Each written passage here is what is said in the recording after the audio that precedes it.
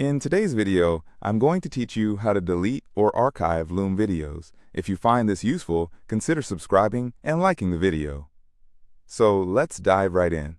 Loom is an incredible tool for creating videos and sharing ideas quickly, but sometimes you might want to clean up your library by deleting videos that you no longer need, or perhaps archiving them for future reference.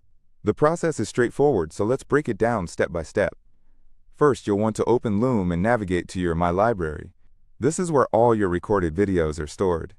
You can usually find this option on the main dashboard or the sidebar of the Loom interface. It's often labeled clearly, so you shouldn't have any trouble locating it. Once you're in your library, you'll see all your videos listed there. Now, if you need to delete or archive multiple videos at once, this is where it gets really easy. Look for the checkbox that appears next to each video. This is your selection tool. Simply click the checkbox next to each video you want to delete or archive. Make sure to select only the videos you are certain you no longer need or want to archive.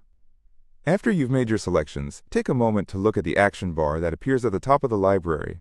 Here, you'll see options for both archiving and deleting.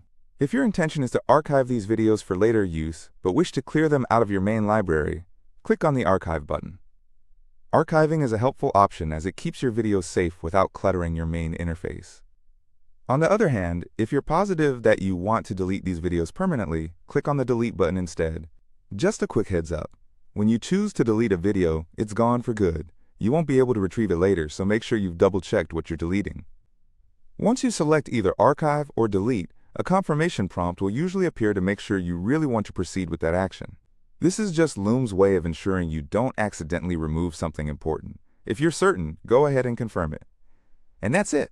You've just learned how to delete or archive multiple videos in Loom. It's a pretty simple process, but it can be very handy when you want to keep your library clean and organized. If you find yourself using Loom often, it's helpful to periodically go through your library and archive, or delete videos you don't need. This keeps your workspace tidy and makes it easier to find the videos that matter most when you need them later. Keeping your content organized is just as crucial as creating it in the first place. So there you have it. You've not only learned how to manage your Loom library, but also how to archive those important videos for future reference or delete things you no longer need. Thank you for joining me today. If you found this video helpful, don't forget to subscribe and like it. There's plenty more information to come, and I'd love for you to be part of our growing community.